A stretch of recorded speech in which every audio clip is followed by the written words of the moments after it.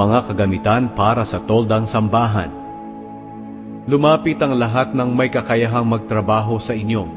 at tumulong sa paggawa ng lahat ng bagay na iniutos ng Panginoon na gawin ninyo, ang toldang sambahan at ang mga talukbong nito, mga kawit, mga tablang balangkas, mga biga, mga haligi at mga pundasyon, ang kahon ng kasunduan, at ang mga tukod na pambuhat, takip at kurtina, ang mesa at ang mga tukod na pambuhat, at ang lahat ng kagamitan nito, at ang tinapay na inihahandog sa presensya ng Diyos, ang lalagyan ng ilaw at mga kagamitan nito, ang mga ilaw at ang langis para sa ilawan, ang altar na pagsusunugan ng insenso, at ang mga tukod na pambuhat nito, ang langis na pamahid, ang mabangong insenso, ang kurtina ng pintuan ng tolda, ang altar na pinagsusunugan ng mga handog na sinusunog, at ang parilyang tanso,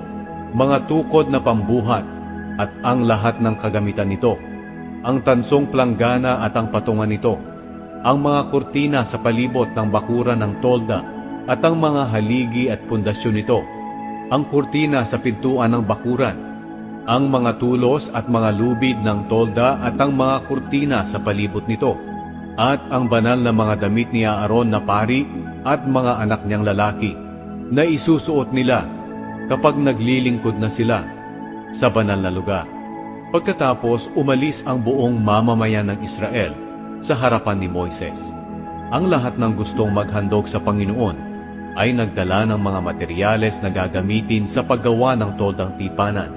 at ang lahat ng kagamitan nito, at mga materyales para sa mga damit ng mga pari. Ang lahat ng gustong maghandog, lalaki man o babae, ay nagdala ng mamahaling mga alahas, mga hikaw, mga kwintas, mga pulseras at iba't ibang klase ng gintong alahas. Dinala nila ang mga ginto nila bilang handog sa Panginoon. May mga naghandog din ng lanang kulay asul, ube at pula, pinong telang linen,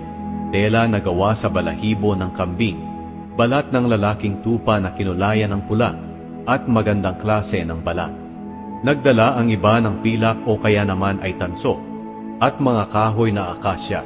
bilang handog sa Panginoon. Nagdala naman ng mga lanang kulay asul, ube at pula, at pinong telang linen ang mga babaeng may kakayahang gumawa ng tela.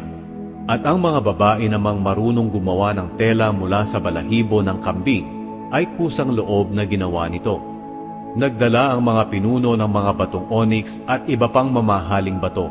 para ilagay sa espesyal na damit ng punong pari at sa bulsa sa dibdib nito. Nagdala rin sila ng mga sangkap at langis ng olibo para sa ilaw,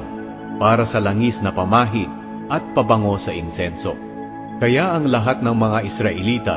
lalaki man o babae na gustong tumulong sa lahat ng gawain na iniutos ng Panginoon sa pamamagitan ni Moises, ay kusang loob na nagdala ng mga handog sa Panginoon.